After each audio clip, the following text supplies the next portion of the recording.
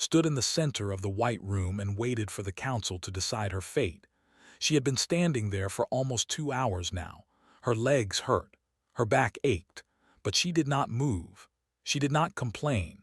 She had learned long ago that complaining only made things worse. The 7 members of the High Council sat in a half-circle before her. Their eyes were closed. Their minds were connected. They were having a conversation that could not hear, could not feel, could not join. This was the way of her people. They spoke through thought. They shared emotions like water flowing between cups. They lived inside each other's heads in ways that could never understand. Because was broken. She had been born 23 cycles ago, and from the very first moment everyone knew something was wrong with her. Bobbies connected with their mothers before they even opened their eyes. They shared their first feelings, their first fears, their first moments of wonder, but had been silent. Her mother had reached for her mind and found nothing, just emptiness, just a wall that could not be broken. The doctors called it neural isolation syndrome. It happened sometimes, they said. 1 in every million births, a defect in the part of the brain that allowed the people to connect. There was no cure. There was no treatment. There was only the terrible truth that would never be like everyone else. Her childhood had been lonely. Other children played games that required mental connection. They shared jokes that existed only in thought.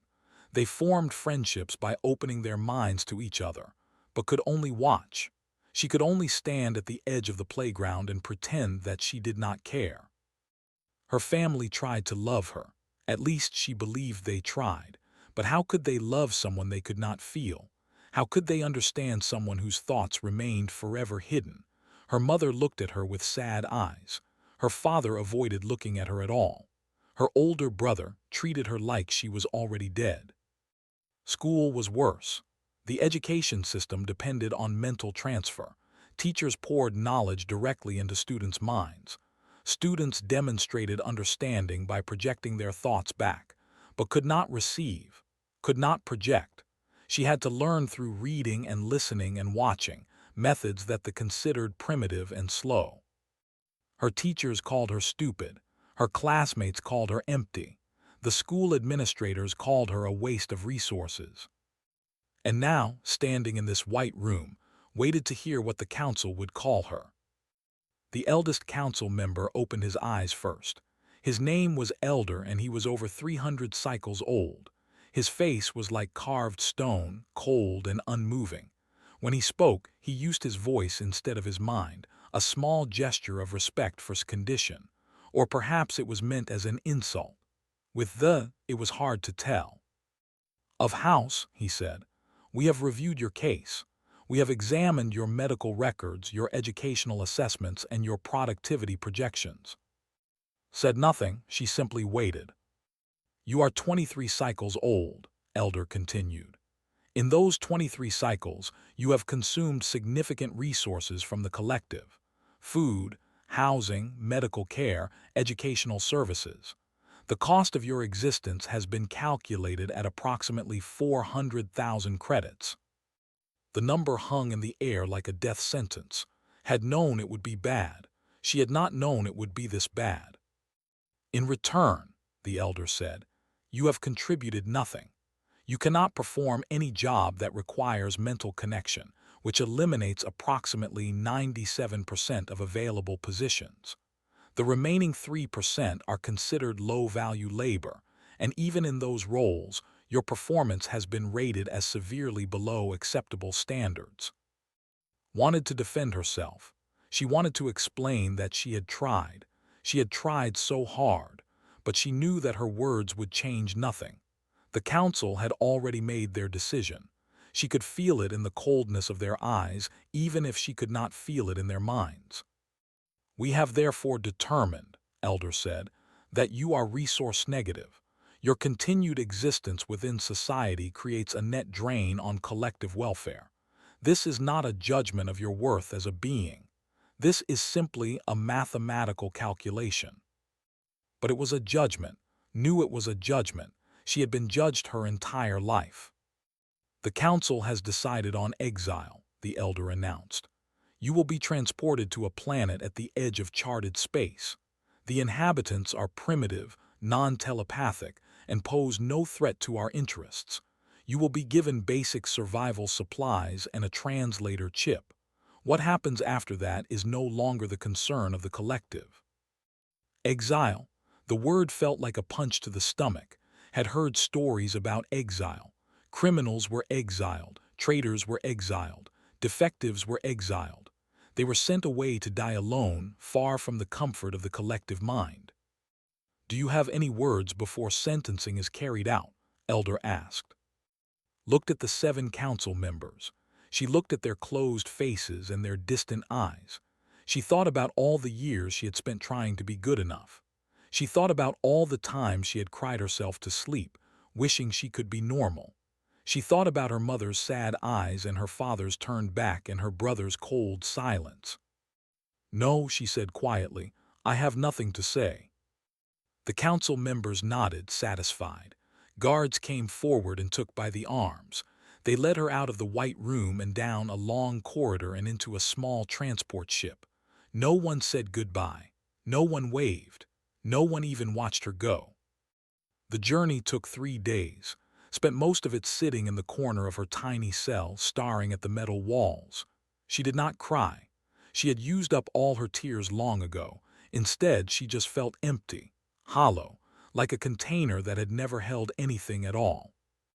On the 3rd day, the ship entered the atmosphere of a blue and green planet. The guards gave a small bag containing food packets, water tablets, and a basic medical kit. They injected a translator chip behind her ear. Then they opened the door and pushed her out into a forest. The ship rose into the sky and disappeared. The sound of its engines faded until there was only silence. Stood alone among tall trees and thick bushes and strange smells. The air was different here, heavier, wetter. The gravity was slightly stronger than she was used to. She was on a planet called Earth. She was in a place called Korea.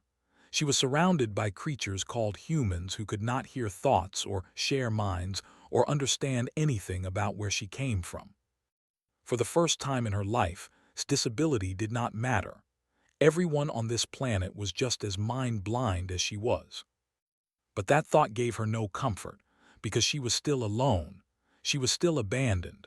She was still the worthless girl that everyone had thrown away. Sat down on the forest floor and wrapped her arms around her knees.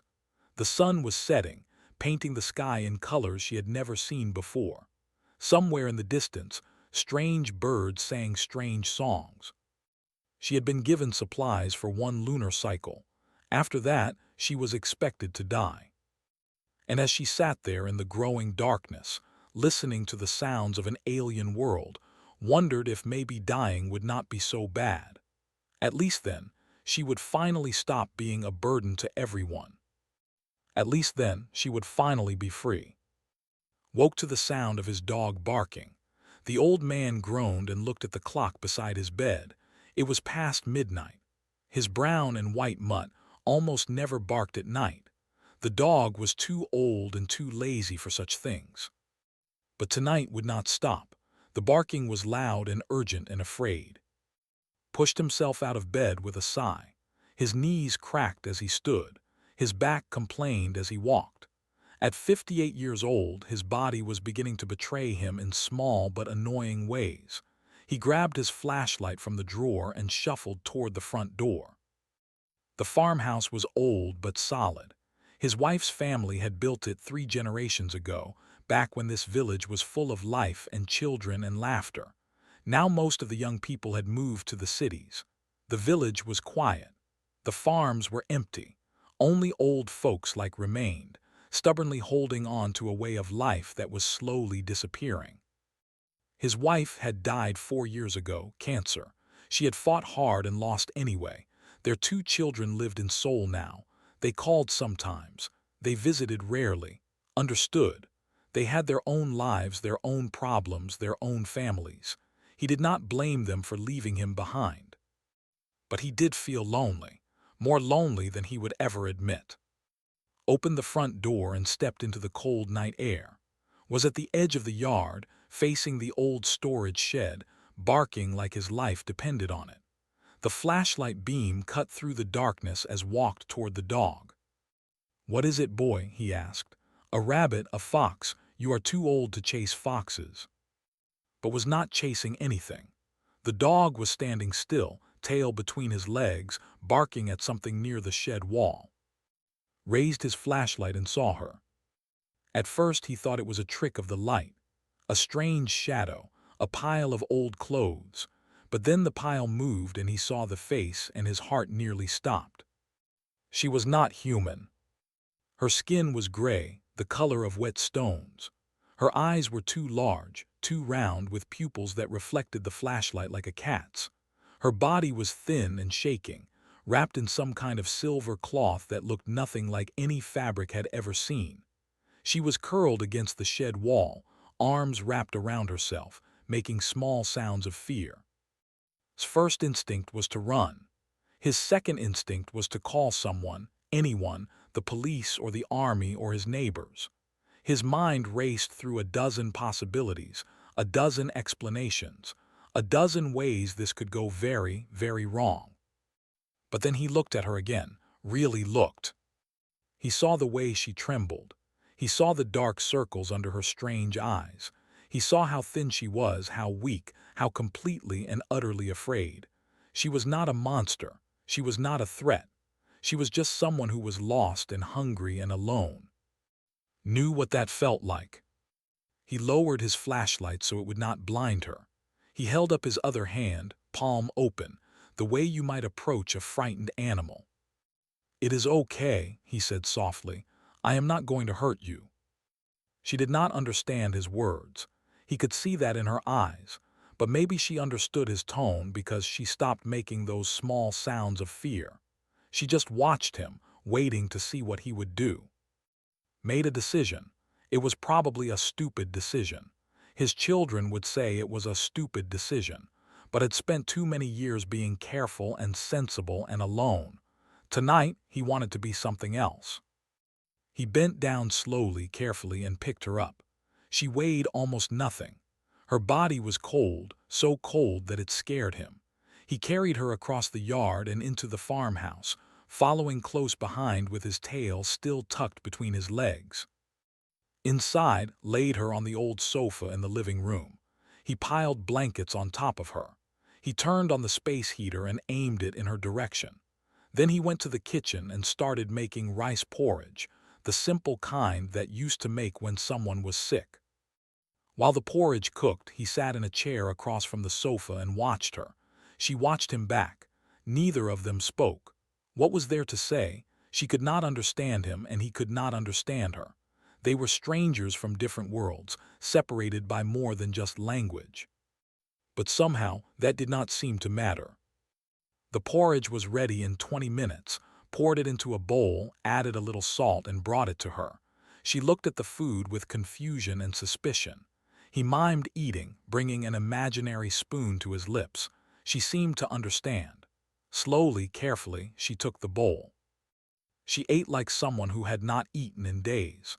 She finished the entire bowl and looked at him with something that might have been gratitude. He made her another bowl. She finished that one too. After she ate, her eyes began to close. The warmth of the blankets and the food in her stomach were pulling her towards sleep, but she fought it. She kept looking at him as if she was afraid that if she closed her eyes, he would hurt her. Understood that fear too. He pulled his chair closer to the sofa. He sat down and folded his hands in his lap. Then he began to talk, not because she could understand him, but because the sound of his voice seemed to calm her. He told her about his wife, who had loved this farm more than anything in the world. He told her about his children, Minyu, and who had grown up running through these fields. He told her about who had been a gift from on their 30th wedding anniversary. He told her about the loneliness that had filled this house since died, a loneliness so heavy that some nights he forgot how to breathe. She did not understand a word, but she listened. Her strange eyes never left his face, and slowly, gradually, the fear in those eyes began to fade.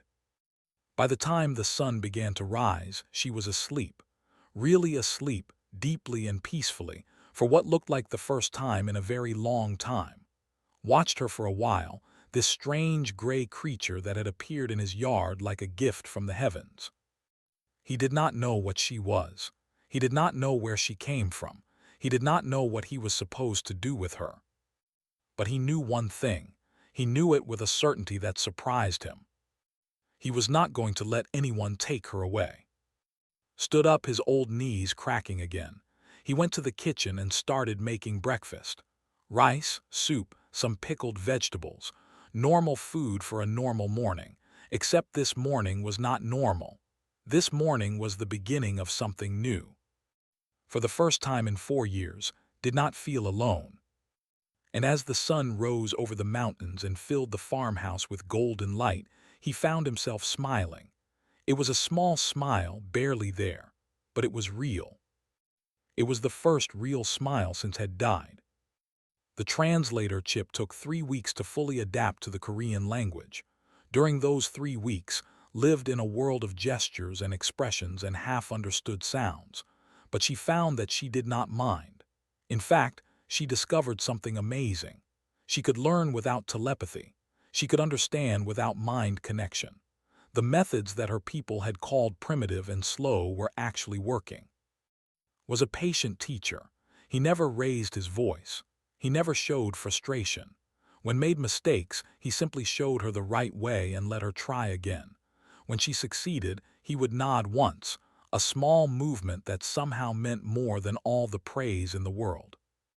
He taught her how to feed the chickens. Every morning they would walk to the coop together and would scoop grain from a big bucket and scatter it on the ground. The chickens would come running, clucking, and fighting over the food. At first was afraid of them. They were so loud, so aggressive, so different from any creature on her home planet. But after a few days she began to enjoy their energy. She even gave them names: Fluffy, Bossy, Tiny, and Brave. He taught her how to work in the vegetable garden. The soil was dark and rich and smelled like life itself. Showed her how to pull weeds without disturbing the plants. He showed her how to check for bugs and how to water the rows properly. Hands got dirty. Her back got sore. But at the end of each day she could see what she had done. She could see the garden looking cleaner, healthier, more alive. For someone who had been told her whole life that she was useless, this was a powerful feeling. He taught her how to repair things. The farm was full of broken fences and leaky pipes and doors that would not close properly. Had a small shed full of tools, each one with a specific purpose. He would hand her a hammer or a wrench or a screwdriver and guide her hands until she understood what to do. Sometimes she hit her thumb. Sometimes she made things worse before she made them better, but never laughed at her. He just handed her a bandage and showed her how to try again. As the weeks passed, Korean improved. The translator chip was doing its job, turning the sounds around her into meanings she could understand. She started to speak slowly at first, just simple words. Yes, no, thank you, good morning. Would smile at each new word, and his smile made her want to learn more. She learned about human food. Rice was the center of everything. Koreans ate rice for breakfast, lunch, and dinner. They had dozens of side dishes, small bowls of vegetables and fish and meat, each one with its own special flavor. Was not a great cook, but he tried. He made simple soups and basic stews and always apologized that they were not as good as his wife used to make. Did not care. To her, every meal was a miracle. On her home planet, food was just fuel, carefully measured and delivered without any pleasure or joy. But here, eating was an experience. The flavors were amazing. The textures were surprising. And sharing a meal with someone, sitting across from them at a table, talking about small things while the food grew cold, that was something they had never understood. One day, about 2 months after arrived, an old woman appeared at the farm. Her name was, and she lived in the house down the road. She was short and round, and had a face full of wrinkles that somehow made her look kind instead of old. She carried a large container of kimchi, the spicy fermented cabbage that Koreans seem to eat with everything. Expected screaming.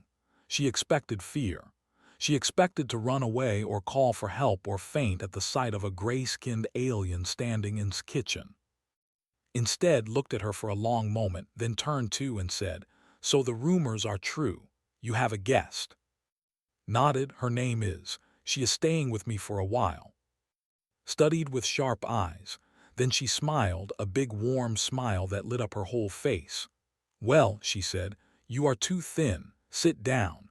I am going to teach you how to make proper Korean food." And just like that, had another teacher. Came by every few days. She brought food and gossip and endless stories about the village and its people. She complained about her husband, Sang-ho, who was too lazy. She complained about her children, who never visited. She complained about the weather and the government and the price of vegetables at the market. But her complaints were not mean. They were more like a song, a rhythm of words that filled the empty spaces of the farmhouse. She also asked questions, lots of questions. Where was from? Why was her skin gray? Did she have family? How old was she? Answered as best she could, mixing Korean with gestures and sometimes drawing pictures in the air. Listened to everything with the patience of someone who had all the time in the world. "Your people sound terrible," said one day, after had explained about the council and the exile and being called worthless. Throwing away a perfectly good girl just because she is different. What kind of parents do that? Did not know how to answer. On her home planet, what her parents did was normal, expected, even logical. But here, sitting in this warm kitchen with a cup of hot tea in her hands, it seemed cruel. It seemed wrong. "You are not worthless," said firmly. "Anyone who says that is a fool. You are learning. You are growing. You are helping with this farm, and believe me, that old man needs all the help he can get." From the other room's voice called out, "I can hear you." "Good," she called back. "Then maybe you will finally fix that fence like I have been telling you for months." Laughed. It was a strange sound, rusty and unpracticed.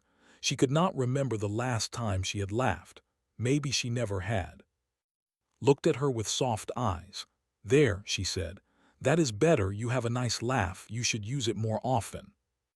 That night, after had gone home and the dishes were washed and the chickens were locked in their coop, sat on the porch and looked up at the stars.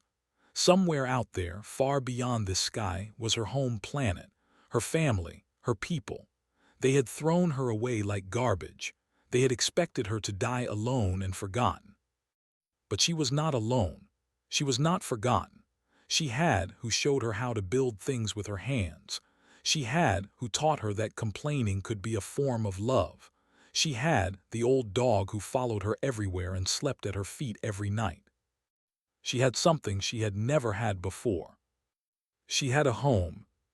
Took a deep breath of the cool night air. The smell of the garden filled her nose. Somewhere in the distance, a frog was singing its strange little song. For the first time in her life, did not feel worthless. She felt like she was exactly where she was supposed to be. And that feeling was the most amazing thing she had ever experienced.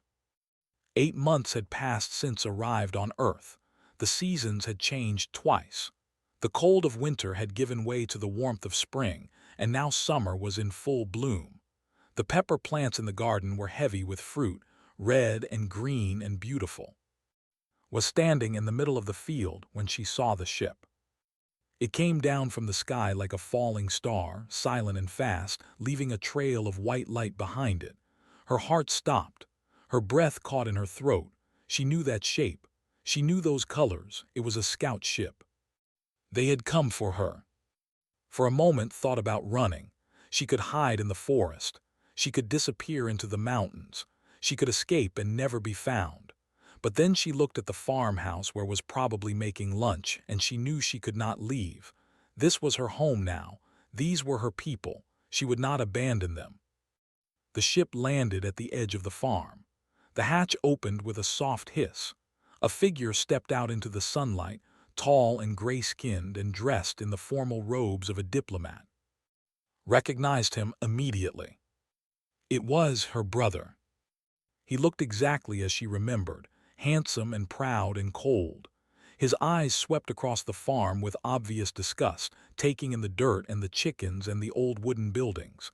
Then his eyes found her, and for just a moment she saw something flash across his face. Surprise? Disbelief? She could not tell. He said, speaking with his voice instead of his mind, the way he always had to do with her, "You are alive." "Yes," she said, "I am alive." He walked toward her slowly, his robes dragging through the dirt. "The council sent me to recover your remains. They wanted confirmation of your death for the official records." He paused, looking at her with those cold eyes. "But you are not dead." "No," agreed, "I am not." Came running from the farmhouse, barking at the stranger. Bent down and picked up the dog, holding him close. Growled at, showing his old teeth. "What is that creature?" asked with disgust. "His name is, he is my friend." Shook his head slowly. "You have been living with these primitives, eating their food, caring for their animals, speaking their language." He said each word like it was poison in his mouth. "Do you have any idea how this looks? A member of House, living like a common laborer on a backward planet." "I am not a member of House anymore," said quietly. "The council exiled me, remember. I am nothing to them. I am worthless." "That is not the point." Stepped closer, lowering his voice. "If word gets out that you survived, it will raise questions. People will wonder why you were not executed instead of exiled. They will question the council's judgment. There will be investigations, scandals." Stared at him. "You came here to kill me." Did not deny it. "I came here to clean up a problem. The council does not know you are alive. If you come with me quietly, we can resolve this situation without any complications. And if I refuse, then I will resolve the situation anyway. These primitives cannot stop me. Their technology is hundreds of years behind ours. I could destroy this entire village with a single command." Felt something rise up inside her. It was not fear, it was anger. Pure, hot, burning anger. "You want to know something interesting about these primitives," she said. "They cannot read minds. They cannot share thoughts. They are just as mind-blind as I am. And yet they built cities. They created art. They developed science. They formed communities and governments and civilizations that span their entire planet." Frowned. "Your point?" "My point is that telepathy is not what makes a species great. Connection is not what makes a person valuable. These humans have found ways to understand each other without any mental powers at all. They use words and gestures and patience. They take time to listen. They make effort to care." "That sounds terribly inefficient," said with a sneer. "Maybe, but it is also beautiful." Put down and stood up straight. "I am not going with you. I am staying here. This is my home now." His expression darkened. "You do not have a choice." He reached for her arm, but before he could grab her, a voice rang out across the field. "Hey!" They both turned. Was walking toward them from the farmhouse. He was wearing his work clothes, dirty and stained from the morning's labor. His face was calm, but his eyes were sharp. "Who is this?" asked in Korean. "My brother," she answered. "He wants to take me away." Looked at, he took in the alien robes, the gray skin, the ship gleaming in the distance. Then he turned back to, "Do you want to go with him?" "No." Nodded, then he stepped forward and placed himself between and. "She stays," he said in Korean, "if she wants to stay." Laughed. It was a cold, cruel sound. "Old man, do you have any idea what you are dealing with? I could break you with a thought." "Maybe," said, not moving an inch, "but she is not going with you." Watched in amazement. This old farmer, this simple human with no powers and no weapons and no technology, was standing up to a diplomat. He was risking his life for a worthless defective that everyone had thrown away. Why, she could not understand it. On her home planet, no one would ever do such a thing. Self-preservation always came first. Logic always won over emotion. But was not being logical, he was being something else. He was being human. More voices came from the road. Appeared first, followed by her husband Sangho. Then more villagers arrived, drawn by the strange lights in the sky and the rumors that had been spreading for months. They came with farming tools and kitchen knives and confused expressions. "What is going on here?" demanded, pushing her way to the front. She saw and stopped. "Oh my, another one." "This is my brother," explained quickly. "He wants to take me back to our planet." His eyes narrowed. She marched right up to, who stood at least 2 heads taller than her, and poked him in the chest. "Now you listen to me, young man," she said firmly. "I do not care where you come from or how fancy your clothes are. Is part of this village now. She helps with his farm. She eats my kimchi. She is learning to make proper soup. You cannot just show up and take her away like she is some kind of package." Stared at her. He had probably never been spoken to like this in his entire life. More villagers gathered. 10, 20, 30. They formed a loose circle around the field, watching and waiting. They were not soldiers, they were not warriors. They were just ordinary people who had come because one of their neighbors might be in trouble. Looked at the crowd. He looked at, still standing firm. He looked at, still glaring at him with her hands on her hips. And for the first time, saw doubt in her brother's eyes. Could have killed them all. Knew this. The ship had weapons that could level the entire village in seconds. Himself had been trained in mental combat, techniques that could stop a heart or shatter a mind with pure thought. Against these primitive humans, he was practically a god. But he did not attack. Instead, he stood there in the middle of that pepper field, surrounded by farmers and grandmothers and one very angry dog, and he hesitated. Watched her brother's face carefully. She had spent her whole life on the outside of society, unable to read minds but forced to read expressions instead. And right now, she saw something she had never seen in before. Confusion. These humans made no sense to him. They had no powers. They had no advanced technology. They had nothing that could possibly threaten a diplomat. And yet they were standing their ground. They were protecting a stranger. They were risking their lives for someone who was not even their own species. Why? The question was written all over his face. Had not moved. The old farmer stood like a wall between and her brother, his feet planted in the dirt he had worked for 40 years. His hands hung loose at his sides. His breathing was steady. He was not a hero from a story. He was just an old man who had decided that some things were worth protecting. "You do not understand what you are doing," said finally. His voice had lost some of its coldness. Now he sounded almost curious. "This female is defective. She cannot connect. She cannot contribute. In our society, she is less than nothing." "In your society, maybe," replied through's translation. "But this is not your society. This is my farm, and on my farm she is family." Shook his head slowly. "Family? You have known her for less than one cycle. You cannot even read her thoughts. How can you possibly consider her family?" "Because family is not about reading thoughts," said. "Family is about choosing to care. It is about showing up when someone needs help. It is about giving them a place at your table and a room in your home and a reason to keep going when they have lost everything else."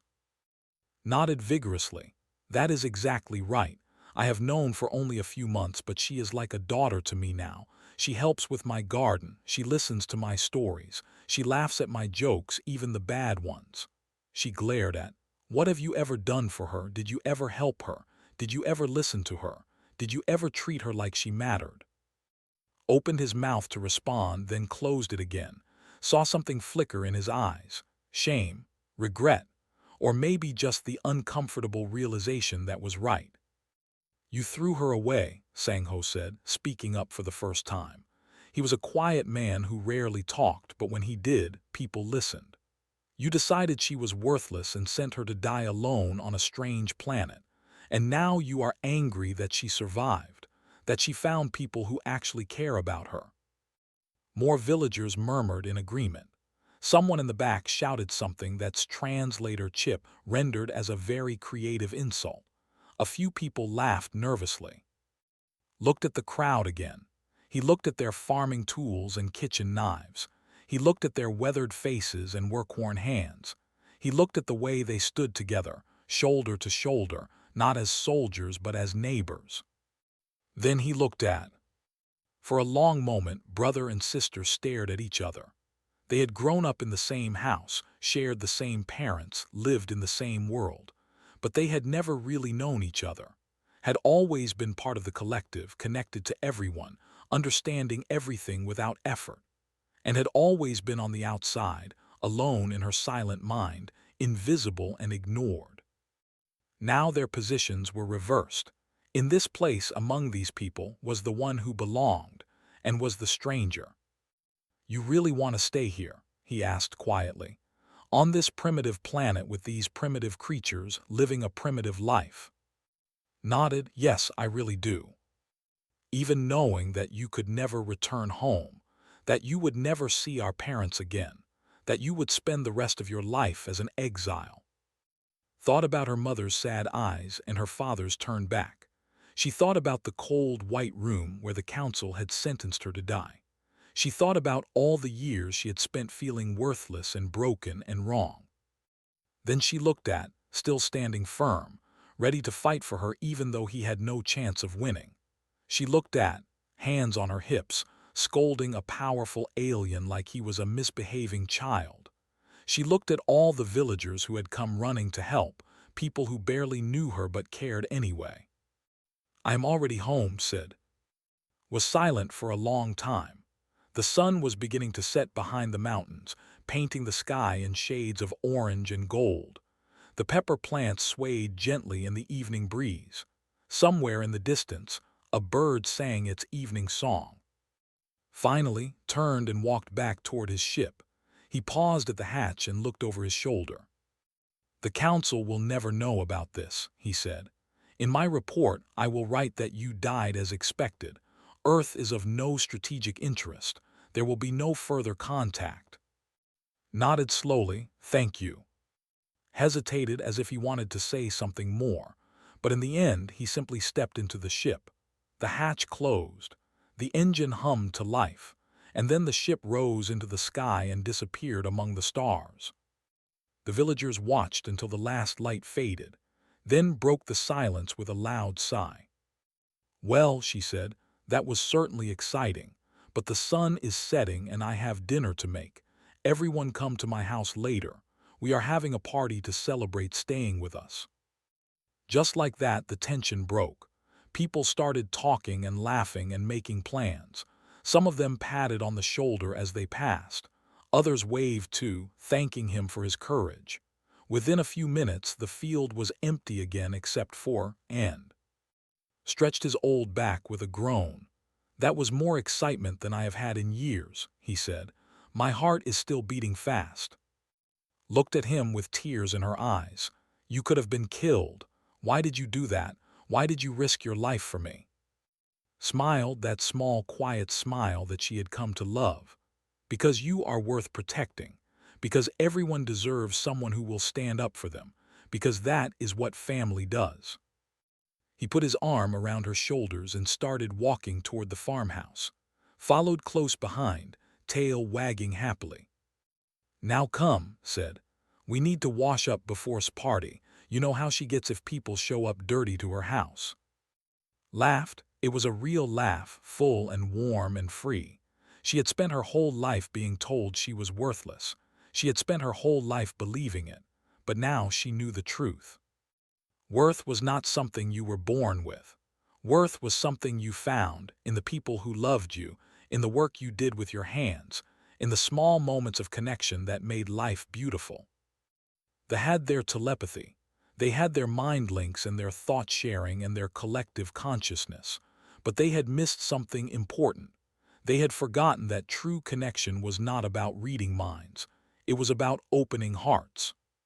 Looked up at the stars one last time. Somewhere out there, her old world was spinning on without her, but she did not miss it, not anymore. She had found something better. She had found humanity. And humanity, she had learned, was pretty amazing. As they walked into the farmhouse together, the old man and the alien girl and the loyal dog made a silent promise. Someday, When the others came back to Earth, she would be ready. She would help these humans prepare. She would teach them what she knew about the galaxy and its dangers. But that was a story for another time. For now, she had a party to attend. And tomorrow, there would be chickens to feed and vegetables to water and fences to repair. There would be rice to cook and stories to hear and laughter to share. There would be life, simple, ordinary, wonderful life. And that was more than enough.